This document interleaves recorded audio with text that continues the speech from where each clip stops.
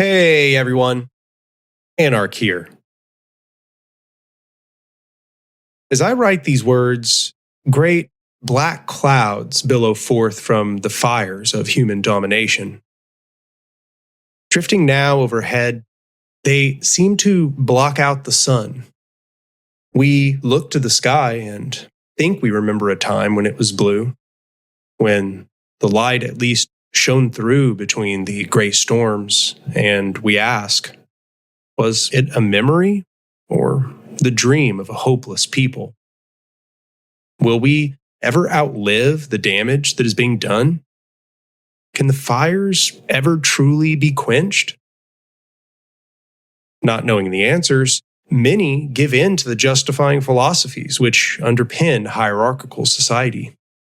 After all, a truly enormous propaganda machine is in place to take advantage of the mental exhaustion of the impoverished and to counsel them toward acceptance of a system which functions upon their exploitation. And it has succeeded magnificently at this goal. As it has been said, it is easier to imagine an end to the world than an end to capitalism. Yet, the machine's manufactured consent is weakening. Or should we say, it is becoming untenable. It's bare upon its face that the system is degrading around us. It seems even to those who have doubted for long eras that the death machine is accelerating toward a disaster which affects the lives of everyone we know and love. For others, it's easier to grab on to the optimistic fantasy of a subjugated people, that the drivers of this great machine will simply steer away. But both of these impulses represent the rejection of a grounded realism. Just as we cannot fall for the naïve belief that a utopia awaits within our certain future, we cannot simply give in to the doomsday prophets. Not only because it does not serve us, as we shall soon demonstrate, but because it's not within our species to accept a final defeat. As Ernst Bloch says in his work, The Principle of Hope. As long as man is in a bad way, both private and public existence are pervaded by daydreams. Dreams of a better life than that which has so far been given him. He, like us, does not speak of a wayward daydream which idly envisions a reality that can never be solidified.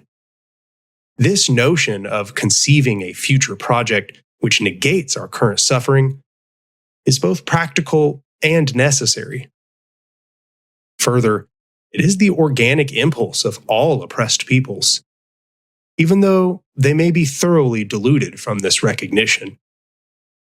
Yet, to those crushed by the manufactured realism of hierarchical society, any conception which emphasizes the possibility of success can almost seem absurd.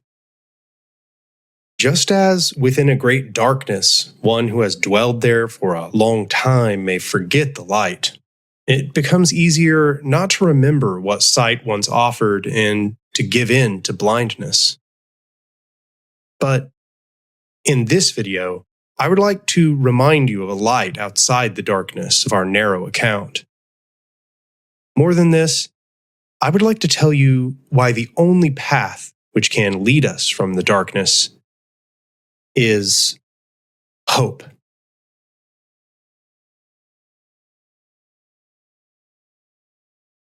Humanity is a most peculiar species. Our minds, the most advanced cognitive machines ever uncovered, are able to conceive of ideas far beyond all precedent or rationality, yet are tragically limited in their ability to enact those ideas by the burdens of a physical world. We can conceive of being disembodied minds existing prior to physical things, but the moment that our brains are mutilated or destroyed, so too are our minds. We can conceive of a transcendent psyche which endures after death, disentangled with the physical realm, but one day we will nevertheless meet with our end. Similarly, although we can mentally conceive of the future, we are bound to perceive an eternal present, our minds acting like a spotlight on the ever-moving slideshow of life. But this last antagonism cannot be simply dismissed as a philosophical oddity. One cannot live their life narrowly preoccupied upon a mental present, even if they are inexorably tied to it. The present configures an eternal trail of past moments once in flux, continually written into granite, and it proceeds through an inevitable future which appears before us undecided, within its great potentiality the arc of all things terrible and terrific. As beings which must act perpetually without foreknowledge, we are then constantly bound to the process of forecasting the future. To do anything, one must think of a future moment wherein that action has come to fruition. And this process of constantly being without conclusion can lead to an overwhelming sense of distress and anxiety. In absence of some method of determining our future, every moment to come is an ineffable void. How well we forecast these future moments then comes to determine much happiness and suffering we experience throughout our lives. If we form poor understandings of the world, if we give in to delusion, or if we simply divest ourselves of the responsibility of interpretation and action, we will continually fall short of our desires, and this will inevitably create misery. We are, in every moment, locked into a cycle of future anticipation. This is what Ernst Bloch means when he says, primarily, everybody lives in the future, because they strive. Past things only come later, and as yet, genuine present is almost never there at all. Each human, bound by this inherent futureness, is then also inevitably bound to form a set of expectations based on precedents and desires, a perspective on how they view the possible resolution of events to come. But those who seek to determine this inevitable tide of future events most accurately must invest the time that is needed to understand the world, to quantify its many intricacies, and to work out the complex interconnections. And this process can be very mentally draining. The world, after all, is far too complicated for our minds to ever truly grasp, and all of our attempts are doomed to a small sampling of an almost impossibly vast data set, no matter how well adjusted.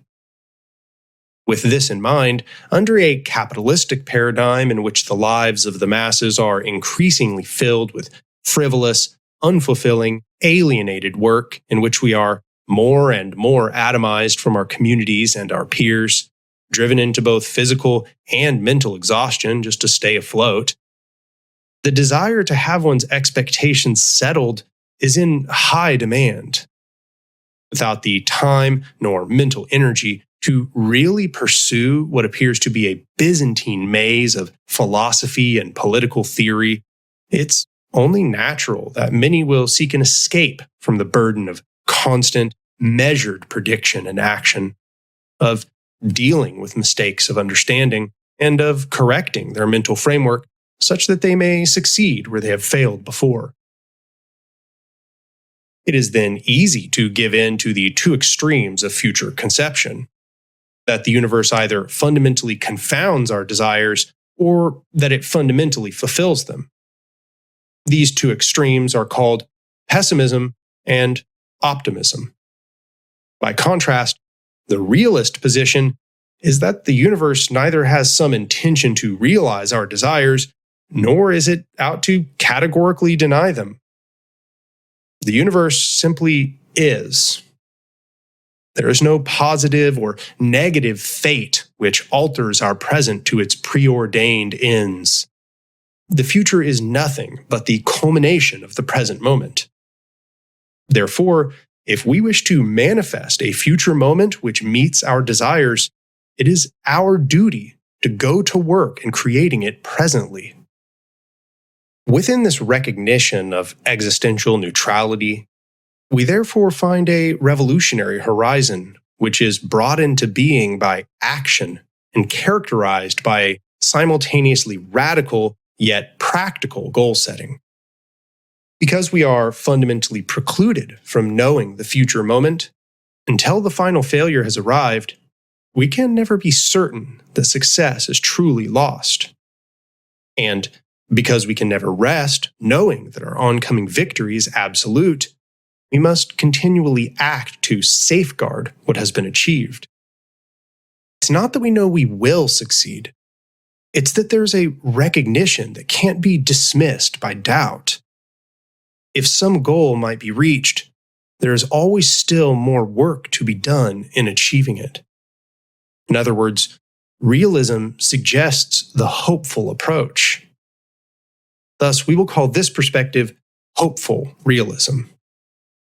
This sort of grounded hope stands in contrast to the hope of the optimist. In conceptualizing an inevitable moral arc to the universe or to human affairs themselves, optimism creates a false image of how progress and improvement are brought about to begin with. Nothing comes into being unless we make it. To sit idly by is to guarantee failure. So built on a falsehood, optimism abstracts the procession toward its desired future. The optimist's hope then often serves as a placating naivety and therefore a cruelty to the downtrodden. It's a false hope. The optimist thinks they can free themselves of the burden of truly transformative action, and thus their weakened response is one which serves the ends of the dominators. But we will not spend most of our time on the optimist. Instead, we must confront the defeatism of the pessimist. After all, the perspective of the pessimist can be easy to arrive at when we witness the size and efficiency of the megamachine. Seeing a world full of horrific cruelty, expedient politicians, and parasitic systems with seemingly insurmountable odds of being overturned, the pessimist takes what might seem like a very safe gamble that more will follow. As we said in the introduction, the one who has been trapped in the darkness for a very long time, it becomes easier to accept blindness than to search for the door. Humans, after all, can delude themselves to nearly any paradigm, even when its proclamations are deeply alienating and even actively reinforce extraordinary misery to maintain them. What humans absolutely cannot tolerate is having their expectations of the world continually disrupted, because this ingrains deep questions of doubt that can't be dismissed. Pessimism is then a sort of coping mechanism in an indifferent universe. The pessimist can't be let down by high expectations because they have pathologically discarded them.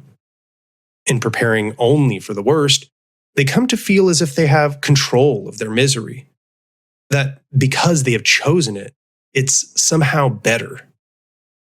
If the worst comes, they reassure themselves that they have prepared for it in the way that they could, then seemingly confirming their wisdom. But in doing so, they abandon the achievement of a greater possibility, and thus bring about the confirmation of their defeat. By having no hope for success, they take their failure from the realm of possibility into reality. The pessimist can then come to see all around them as a dead world which cannot be salvaged. To see it burned to ashes can become the most liberatory impulse imaginable. The contention of the anarcho-nihilist work, Blessed is the Flame, for example, is that life in the modern world is really best comparable to the logic of concentration camps. And, as we know, the concentration camps were not dismantled by their inmates. Instead, the occupants of the camps were contorted into the hell of their conditions, and came to focus their minds into an eternal present. The past was a reflection of a world they could never return to, and the future was a cruel phantom. They could no more know that they would eat again the next day than that they would one day escape the camps. The acts of rebellion which did exist were entirely focused in the present moment, and thus sought only to confound and entangle the operation of the camps. In Blessed is the Flame, this presentist perception of the passage of time, which reifies a joyful rebellion, is called messianic time. It's the only thing, the author argues, that had any chance of negating the camps, and because our conditions are most comparable to theirs, they argue that it's the only type of futurity which has any chance of negating our own. As they say, anarcho-nihilism understands the positive program as one that confuses desire with reality and extends that confusion into the future, by either making promises about what a revolutionary future might hold, or attempting to bring those conditions about from within the existing order. Such positive aspirations offer nothing more than a dangling carrot for us to pursue in a situation in which the stick, string, and prize all need to be destroyed. Here we see a notable trend in pessimistic thought. That is, the pessimist wishes to convince others that they're the sober bearer of hard truths, the only one willing to do the dirty work of accepting a cruel and unwavering reality. The pessimist will then have a tendency to co-opt the aesthetic of the utilitarian, presenting themselves as the true pragmatist among the many idealists. But the pessimist cannot prove that their position represents the acceptance of a hard truth. Pessimism is enticing precisely because it affords comfort in its simplicity. Optimism and pessimism alike both actually represent a sort of blind faith in future circumstances, despite the insistence of the nihilist that they have rejected future thinking. That is to say, the positions of the optimists and the pessimists alike are not based on evidence, but instead reactions born from despair or naivety, beliefs built by a desire to quell confrontation with uncertainty. There is no evidence, after all, of any effectiveness in the pure present-focused revolts, any more than there is evidence in the effectiveness of a teleological procession toward progress. Nonetheless, we would do well not to reject the pessimists outright. These raw emotional reactions to the horrors of society, resentment and anger, deconstruction and destruction, escape and rejection, should not be dismissed as invalid responses to the death machine. As has been said by Edward Culp in his work Escape, cynicism, depression, and hopelessness fill reservoirs unleashed against empire in revenge for the wounds it causes. Dangerous emotions pose a threat, not just to those who bear them, but to their source, empire. The political imperative is to channel them. These dangerous emotions are not unhealthy reactions to a sound world. They should be everyone's natural reaction to the terrible situation facing us all. To throw them away would only rob some subjects of the only thing empire has ever given them. And these are fair points. We shouldn't overcorrect in opposition to the pessimist and dismiss insurrectionary negation outright. Such a system as ours creates a great deal of misery, and there is therefore a real potential to transform the distress of the populace into a sort of active nihilism. But we must be constantly aware that having centered such a negative approach, many would-be revolutionaries can be coaxed into a narrow and ineffective ideology of pure presentist revolt. Having learned of the rot in the capitalist paradigm, but feeling helpless to really change conditions, they can become a sort of clergy and a religion of pure denunciation, generating righteous outrage, pointing their finger astutely to the problem at hand and declaring its size shape and nature, yet eternally failing to correctly prescribe a real solution. While it's true that the concentration camps configured in their occupants a present mind devoid of future planning or past contextualization, just as Blessed as the Flame has said, those who had this mindset enforced upon them also did not destroy those concentration camps. The concentration camps were certainly confounded by these rebellions, but the concentration camps were ultimately ended by wide-scale conflict, carried out in earnest toward a goal, which was grasped out of the future possibilities and brought into reality through action toward an expectation. This is not to say, of course, that we should mimic the United States and associated governments in their organizational style, but it is to say an organizational form is what destroyed these death camps, not presentist rebellion. Why would we seek to mimic the behaviors of those who were consumed by the dominator's hellscape, and whom we can see did not succeed in liberating themselves from them? Why would we seek to invoke in ourselves the mentality of the institutionalized prisoners interned inside one of the most revolting institutions ever devised by human beings? It's, as Ernst Bloch says, only in times of a declining old society, like modern Western society, does a certain partial and transitory intention run exclusively downwards. Then those who cannot find their way out of the decline are confronted with fear of hope and against it. Then fear presents itself as the subjectivist nihilism, as the objectivist mask of the crisis phenomenon, which is tolerated but not seen through, which is lamented but not changed. This conception cannot configure a new society then, because it doesn't even conceive it. And it can't negate the current society because it misunderstands how it came into being. This is to say, they are only carrying out half of the anarchist program, the deconstructive aspect.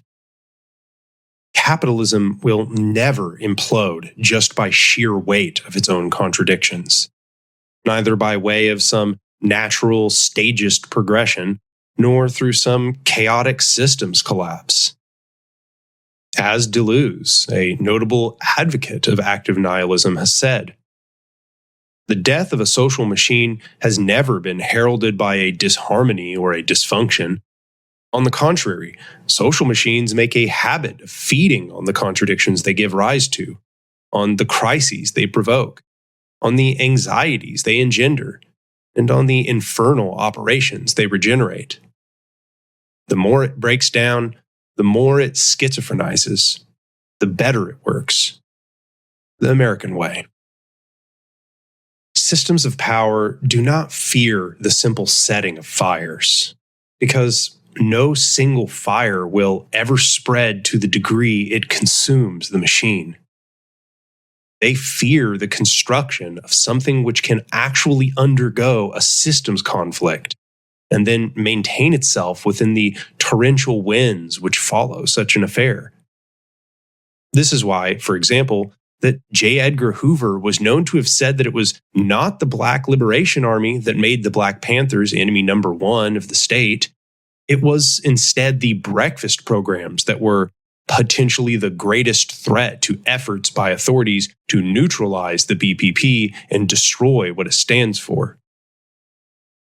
This is why it was a defeatist pessimism that the Nazis sought to imbue into the Jews within the concentration camps.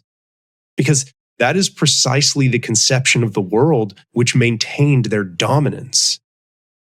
The Nazi guards notably did not counsel the interned Jews to hope for a better world and then work toward that end. The mental degradation they imposed was entirely predicated on the destruction of hope. This is because pessimism is really just a manifestation of the diminished futurity which every hierarchical system attempts to establish in order to maintain control. As Bloch has said, bourgeois interest would like to draw every other interest opposed to it into its own failure. So, in order to drain the new life, it makes its own agony apparently fundamental. The futility of bourgeois existence is extended to be that of the human situation in general, of existence per se. What Bloch says here of the bourgeois is true of all hierarchical power structures. Hierarchical power benefits from the aimlessness of defeatism and pure presentist negation, because hopeful realism is all that truly confounds them. A truly active negation is simultaneously constructive and deconstructive. As Bookchin says toward the end of his work, Ecology of Freedom, the means for tearing down the old are available, both as hope and as peril. So too are the means for rebuilding. The ruins themselves are mines for recycling the wastes of an immensely perishable world into the structural materials of one that is free as well as new. If we are to undergo such a project, in which we are required to recycle the wastes of the world we seek to tear down, we must plan our actions wisely. We cannot resign ourselves to simply destroying one machine, having not prefigured the coherent, organized structure which will weather the vacuum. Having chosen narrow cells of action and eschewed popular integration, what impetus would really prevent the cancer of tyranny from metastasizing once again?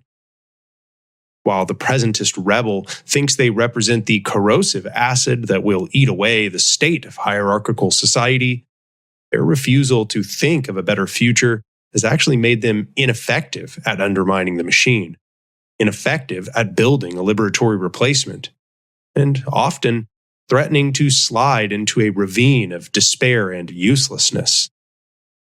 This lack of planning and organization threatens to form a weak, disorganized populace, susceptible to a new exploiter.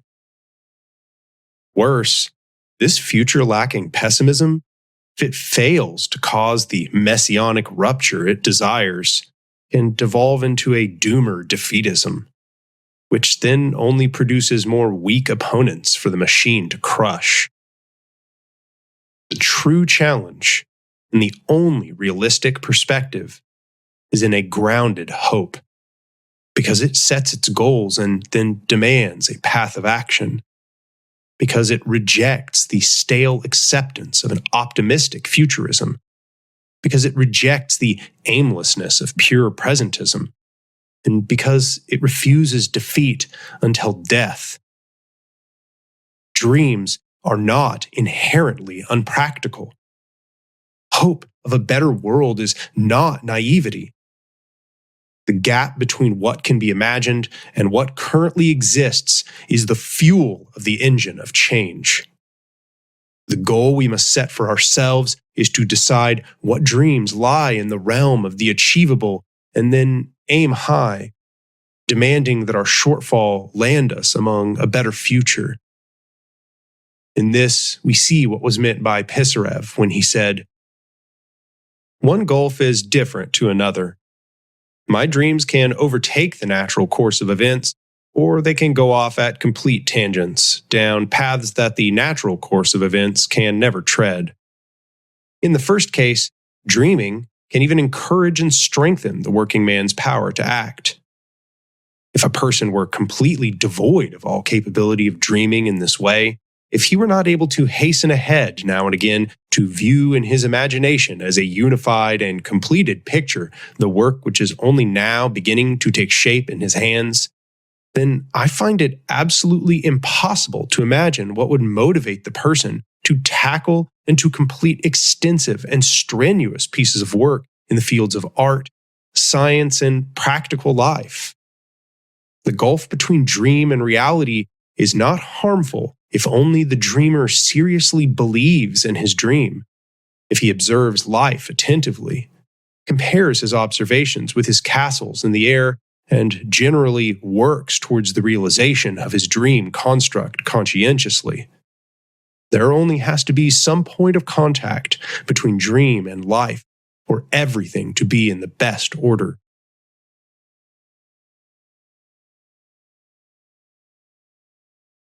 In the video, up until this point, we have emphasized the reality that we do not know the future, and that trying to forecast it too narrowly is a serious pitfall. But while we do not know our future, there are nonetheless valuable precedents to inspect. Every past, after all, was once the future of a previous moment, and now, within our history, lies a ledger of those previous futures. It is a record of fits and starts, horrors followed by triumphs, and triumphs followed by horrors. Liberation both where it is expected and where it is not. Suppression and overthrow. Destruction and construction in varying measures. All of this once lay in the potentialities of past peoples.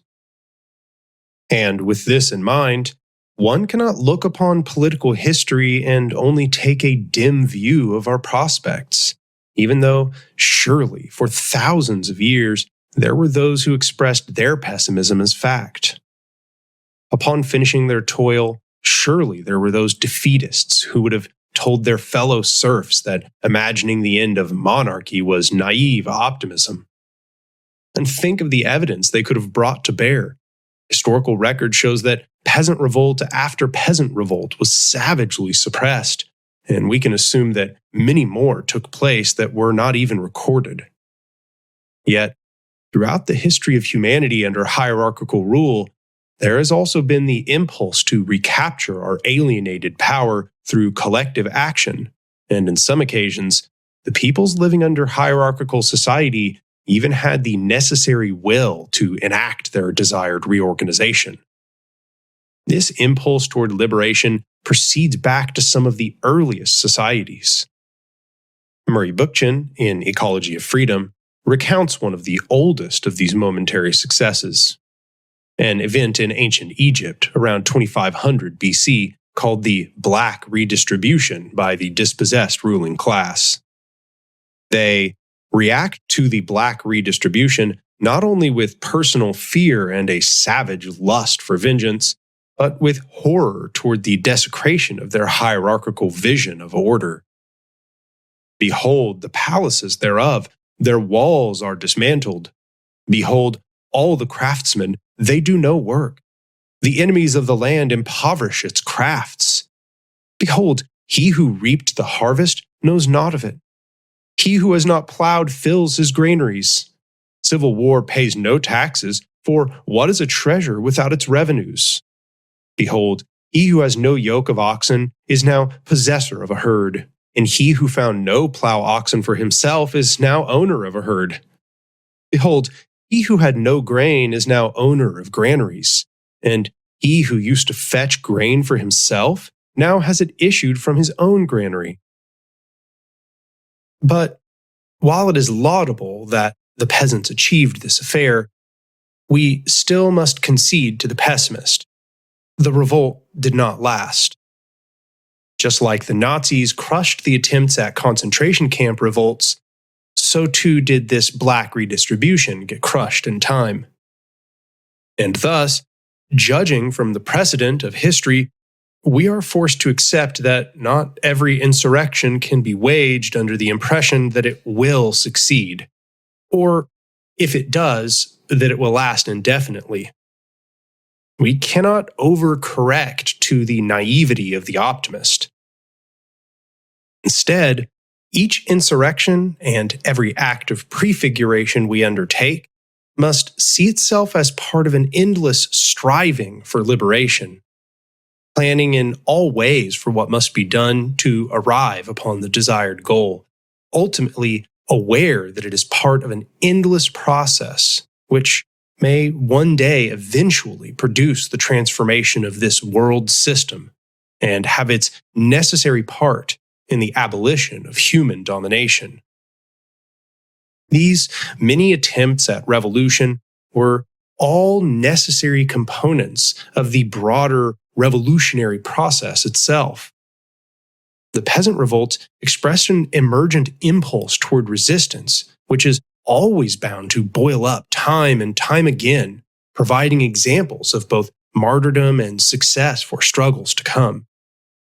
They were both a representation of the ensuing wave which would crush the old monarchies beneath its weight, and an impulse towards self-emancipation characteristic of all peoples held under suppression. But no simple act of force could have produced the liberal era. The final success of the capitalists over the aristocratic class was born in a constructive, prefigured program within the belly of feudal relations. In the 13th and 14th century, there arose in the Italian city-states and Low Country the mercantile ruling class of the Borgs. This word, Borg, is even the root of the more familiar word bourgeois. Yet, this capitalist class did not truly come to hold its decisive power until the 17th century, and the revolutionary transformations, which have been studied time and time again by socialist thinkers, would not come until the 18th century. For this roughly 400-year span, the claims that feudal relations would one day be superseded by capitalism would likely have appeared absurd to many. And though it may have been a deeply incomplete destruction of the system of domination, this process nonetheless represented a true transformation of the relations of society. And those who expressed their pessimism were ultimately in the wrong. We simply do not have 400 years. And if our program is all that more urgent, so too should we be doggedly pursuing the construction of our dual power, lest we leave ourselves unprepared. After all, revolutions are often quite unexpected. Take, for example, the February Revolution in Russia. Lenin's wife, Nadezhda Krupskaya, in her memoir titled Reminiscences of Lenin, recounts a speech he gave in January of 1917. Ilyich never for a moment doubted that grim battles for proletarian revolution were the prospects. But as to how soon that coming revolution would take place, that, of course, Ilyich could not know. We of the older generation may not live to see the decisive battles of this coming revolution, he told the people gathered before him. Yet, only a few weeks later, the Tsar was overthrown by the trade unions and the factory committees. And a few months after that, Lenin would end up at the helm of a historic revolutionary project. This upset fueled an entire generation of revolutionary attempts. In so many of the waves of transformation, it was the work of some great revolutionaries who preceded their era who gave examples of revolt and bravery that inspired hope within the people to emancipate themselves. In this way, we can look to the work of the factory committees and the workers' councils within revolutionary Russia as the demonstration of an undying impulse toward liberation that lays within all subjugated beings, just as the Paris Commune or Spanish Catalonia or the KAPM or the many peasant revolts themselves. Each are, for better or worse, experiments in the development of a fully conceived revolutionary practice, and their stories all contribute to a growing canon of revolt. Though we must be gravely careful in recognizing how each of their failures could have been avoided, we must also support the impetus to revolt, for within it, we discover the will to transform conditions. The acts of those who have struggled before us inspire us toward action. We have never been a species who sealed away our martyrs as purely cautionary tales. These great struggles, even ending in pools of blood, always tend to find their ways back to the public psyche as symbols of a process toward emancipation, just as John Brown and Nat Turner still live on in the memories of the abolition movement. So too are contemporary anarchists learning the words of the Japanese anarchist, Kano Sugako, just before her execution by the state. Born in a tiny country, I am sacrificing my little body for a glimmer of hope. Upon the tombstone of Lucia Sanchez Searnel, who lived through the Spanish Civil War and had to flee to France, the words are still inscribed. But is it true that hope has died? To this we respond, hope cannot die. Not only because it's motivated by an eternal factor in human intention, but because it's required for the churning cycle. As Kropotkin laid out in his work, The Spirit of Revolt. Men of courage, not satisfied with words, but ever searching for the means to transform them into action. Men of integrity for whom the act is one with the idea, for whom prison, exile, and death are preferable to a life contrary to their principles. Intrepid souls who know that it is necessary to dare in order to succeed. These are the lonely sentinels who enter the battle long before the masses are sufficiently roused to raise openly the banner of insurrection and to march, arms in hand, to the conquest of their rights. It awakens the spirit of revolt. It breeds daring. The old order, supported by the police, the magistrates, the gendarmes, and the soldiers, appeared unshakable, like the old fortress of the Bastille, which also appeared impregnable to the eyes of the unarmed people gathered beneath its high walls equipped with loaded cannon. But soon it became apparent that the established order had not the force one had supposed. One courageous act has sufficed to upset in a few days the entire governmental machinery, to make the Colossus tremble. Another revolt has stirred a whole province into turmoil, and the army, till now always so imposing, has retreated before a handful of peasants armed with sticks and stones. The people observe that the monster is not so terrible as they thought. They begin dimly to perceive that a few energetic efforts will be sufficient to throw it down. Hope is born in their hearts. And let us remember that if exasperation often drives men to revolt, it is always hope, the hope of victory, which makes revolutions. All that is was brought about by the striving of a previous peoples towards a goal. And it was that striving, not knowing what might come, that has been the only force in bringing new worlds into existence.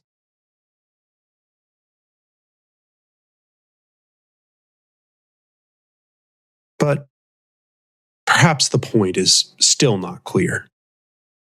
In order to illustrate these ideas in more depth, let us conceive of a thought experiment. Standing upon a hill, 3 archers meet.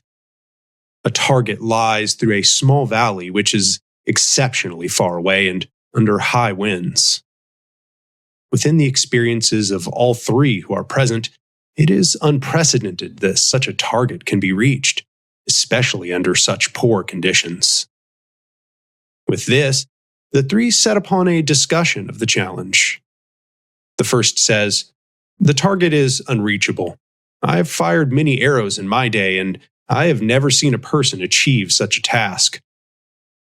The second says, "I am certain that it will be no challenge at all to reach the target, because we are every day achieving greater and greater feats. Surely it will be no difficulty if we aid the natural procession towards success." The third says, however, "I do not know whether it is reachable or not, but I will do what is necessary to achieve it." What none of these archers know is that only an expert will ever hit the mark, and they will only ever do so 1 out of 10,000 times. The pessimistic archer spends the first few days training, but endeavors only toward the task of firing his bow. "It's no use wasting my time working to achieve a greater expertise to hit the target. It's not achievable. I merely continue firing my arrows for the joy of archery. I know that I will not achieve such an impossible task, but I'm invigorated by the attempt. The optimist archer tries for quite some time, firing their arrows only lazily, failing time and time again, and confused by it. I do not know why I can't reach the target. I continue attempting, and I'm certain that such a target will be reachable if only I allow the process to play out, but I nonetheless continue to fail. Meanwhile, the last archer goes to work immediately improving their aim. They set their eye upon the task without conceiving whether they will achieve the goal or not. The hopeful realist, instead, merely asks what better training might be necessary if there is some world wherein they might hit the mark. I do not know whether it is reachable or not, but I will do what is necessary to achieve it. The winds blow their arrows about, and they fail to meet the mark, but they come closer than the others before long. Soon, the pessimistic archer gives up. The pleasure has dried up, and thus motivation has ceased. This isn't achievable, as I said. I think I'll go focus upon goals that are more realistic, such as the targets in the archery range back in the village. I bid you both to continue this hopeless task. The optimist stays, but just the same as before, they come to the fore and they fire their arrows, but they do not endeavor to properly improve their aim as is needed. They say to the third archer, "I still can't seem to reach the target, even though I don't understand why. I know that one must merely become an archer and try again and again, and the task we desire shall be fulfilled. But I just can't seem to make any progress." Meanwhile, the last archer continues improving their archery, achieving mastery as they strive for an exceptional goal. The optimist returns again and again, never reaching closer to the mark, never conceiving what is necessary to succeed, while the archer who hopes fires their arrows endlessly, approaching the goal more and more. As they do, over the course of weeks, the hopeful realist begins to find that, even with this mastery, the task is exceedingly difficult. Indeed, having attained expertise, as we have said, they must continue firing arrows for an average of 10,000 times before one shall meet the mark. But none of these three know such a thing. The task appears only repetitive and infuriating. The only certainty appears to be failure. Over this long suffering process, the optimist gives up firing arrows.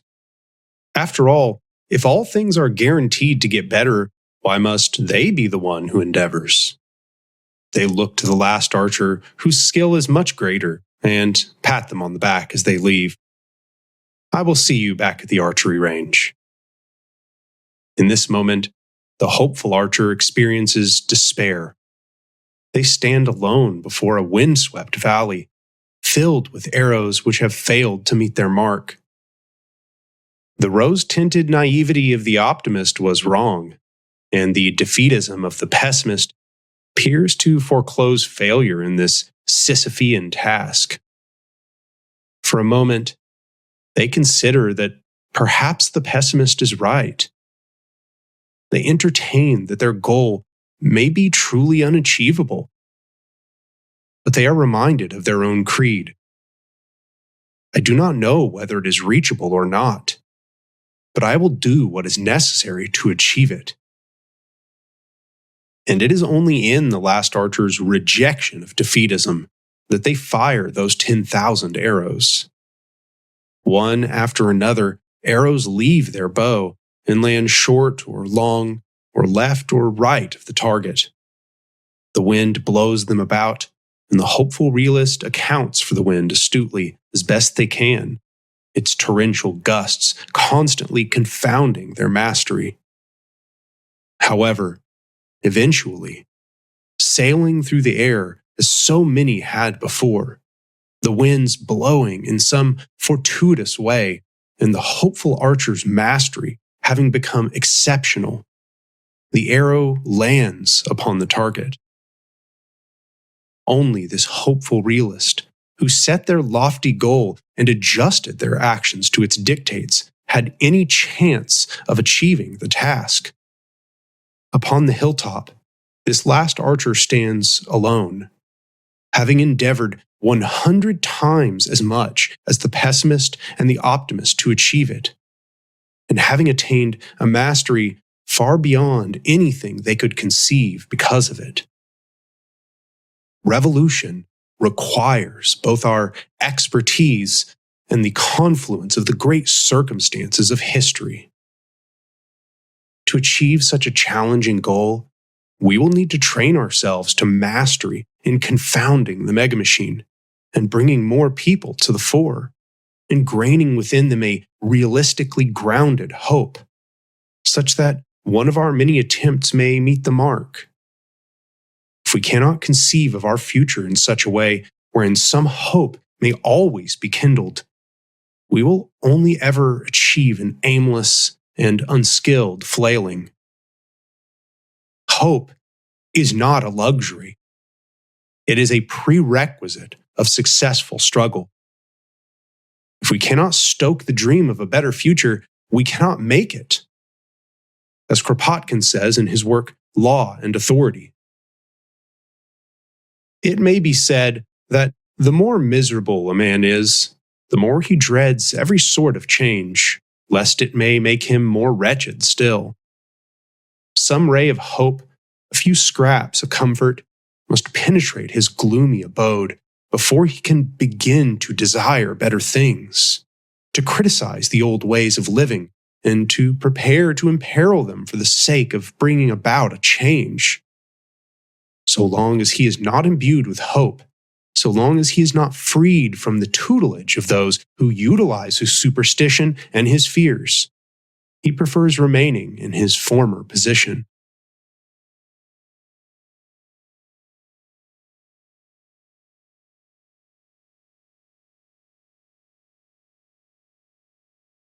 And so, we must act, even knowing nothing for certain.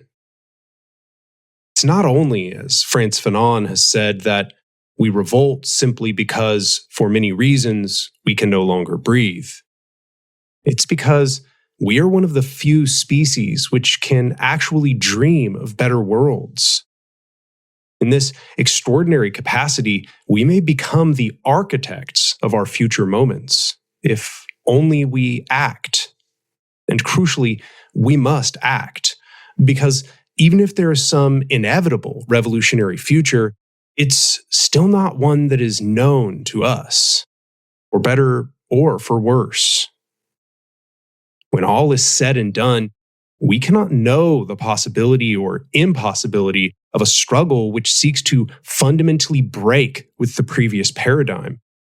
The very enactment of this paradigm embodies a fully new conception of society. And so, in seeking this exceptional goal, our response must perpetually be, I do not know what lies ahead, but I will do what is necessary to bring about the future I demand. What defines this hope is that it's a goal that never dies.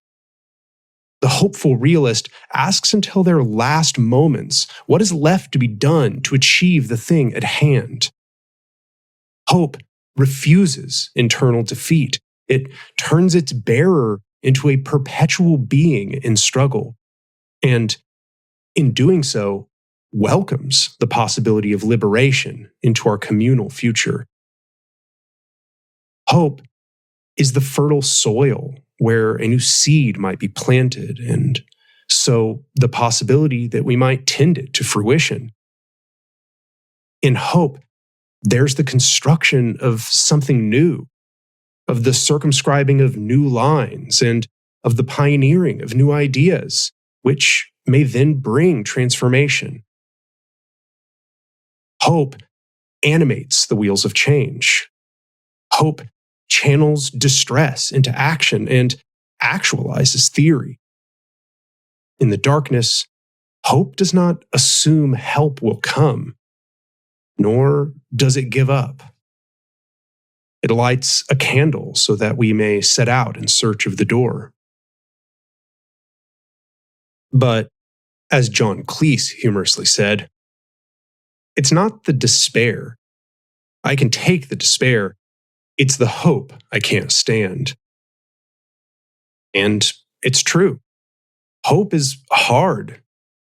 Both pessimism and optimism offer an easy way out.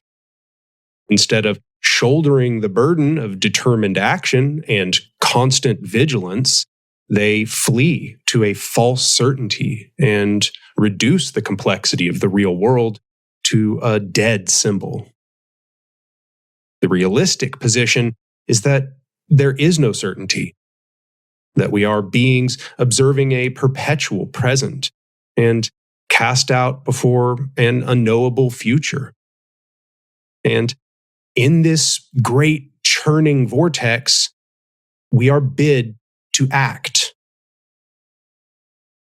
So we must ask ourselves seriously what future it is that we wish to bring into existence. Because whatever actions that we choose, they will coordinate with that future. If we wish to create a world that holistically meets the needs and desires of the biosphere, we must work towards it consciously. We must inspire within the populace a fire for revolt and transformative construction. Because if we do not, we are certain to fail. If the people are not roused to action, us among them, and we all instead convince ourselves that our inevitable future precludes the importance of prefigurative work, ecological collapse will go unhalted, and the great social megamachine will escalate its oppression prolifically. Just imagine you're able to speak with someone from the hell world after the decline of life on Earth, after the planet has been so thoroughly ravaged that hardly any terrestrial life will remain, save for these humans and their machinations. On the rocky surface, only bacteria will hearken to the common ancestry of terrestrial consciousness. Think, when you imagine you will speak to them, that this person will have never heard the birds singing in the morning light, never seen great tree canopies full of life, butterflies flitting between flower heads which sway from the gentle breeze. They will never have known what it is to hear the peace and racket of a primal nature and connect with this ancient and unbroken lineage between all life. No spores will ever again carry upon the wind. No sweet smell of honeysuckle will drift to meet your nose. No orange shall offer up its supple skin, concealing an ancient pleasure. Nor shall any head of wheat bear a loaf of bread, nor any bush bear its berries, nor beehive enclose honey. The great teeming life that uniquely characterizes this planet in a vast, dead universe will have joined the deadness of the great expanse, leaving only a husk behind, populated by a people who must know what their species has done to the mother that birthed it. If you chose defeatism or naive optimism, and this future human asked you, why did you not act to stop this? What would you say? What could you say, knowing that your inaction was instrumental in bringing about this hell world? I contend to you that the only excuse which could conceivably suffice is, I fought until my dying breath to stop this from happening. Anyone who bids you to sit down and fold under the weight of this burden counsels you to allow the subjugation of all that is good and, in time, the eradication of life on this planet. It is precisely as Bookchin has said in his Ecology of Freedom. The crises are too serious and the possibilities too sweeping to be resolved by customary modes of thought, the very sensibilities that produced these crises in the first place. Years ago, the French students in the May-June uprising of 1968 expressed this sharp contrast of alternatives magnificently in their slogan, "Be practical, do the impossible." To this demand, the generation that faces the next century can add the more solemn injunction. If we don't do the impossible, we shall be faced with the unthinkable. We must do much more than to simply reject the death-oriented society we have been given. Mere rejection is not negation. The negation of a death orientation lies crucially within the embrace of a life orientation. So, while we must revolt, we must not lose sight of our goal. Because if we seek to build a society of human autonomy, solidaric coordination, and ecological integration, then we must embody those precepts. And those of us who are the opponents of this horrible machine must go to work with haste, reifying the new ethos of complementarity and creative strength. If we do not, this death-oriented machine will have imprinted itself forever, not only upon our world, but upon us. As Howard Zinn says at the end of his work, A People's History of the United States. To be hopeful in bad times is not just foolishly romantic. It is based on the fact that human history is a history not only of cruelty, but also of compassion, sacrifice, courage, kindness. What we choose to emphasize in this complex history will determine our lives. If we see only the worst, it destroys our capacity to do something. If we remember those times and places, and there are so many, where people have behaved magnificently, this gives us the energy to act, and at least the possibility of sending this spinning top of a world in a different direction. And if we do act, in however small a way, we don't have to wait for some grand utopian future. The future is an infinite succession of presents. And to live now as we think human beings should live, in defiance of all that is bad around us, is itself a marvelous victory. This infinite succession of presents, as Howard Zinn calls them, are the center of our struggle. And in each present, we must decide, will we accept that we are nothing but historical automatons carrying out a machine-like inevitability? Will we give in to the systematization of the megamachine and its desire to turn us into thoughtless cogs? Will we watch as the sun sets on the great horizon of earthly life? Or will we choose an eternal struggle for emancipation? Will we choose death or life? These are the questions that stand before us, and if we seek to abolish our misery, the choice between them is clear. Under a system of suffering, we will suffer if we do nothing, and we will suffer if we act. However, if we act, this horror may one day end. So, if a fire now grows within you, even if it's only a spark, let it catch. Tend it carefully to fruition, so that it might spread outside your bounds.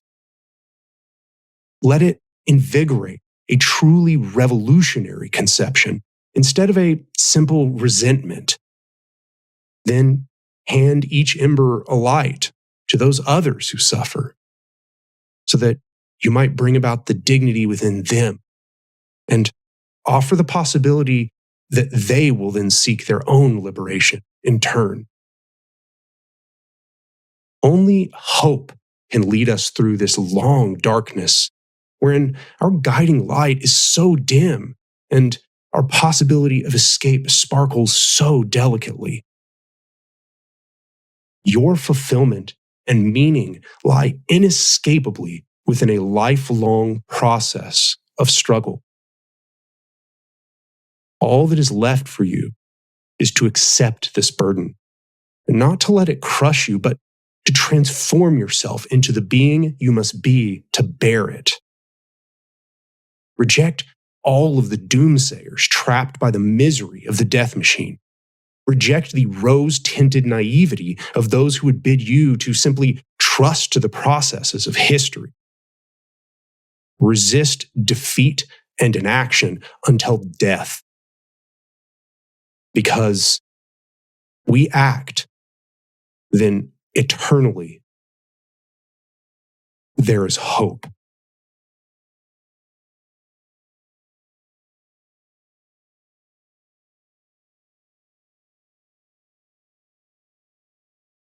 Thanks for watching, everybody. If you want to help spread the work I'm doing here, click the like button, subscribe to the channel, and leave a comment below. Also, if you want to help me eat and pay the bills, become a patron at the Patreon link below. Anyway, see you around.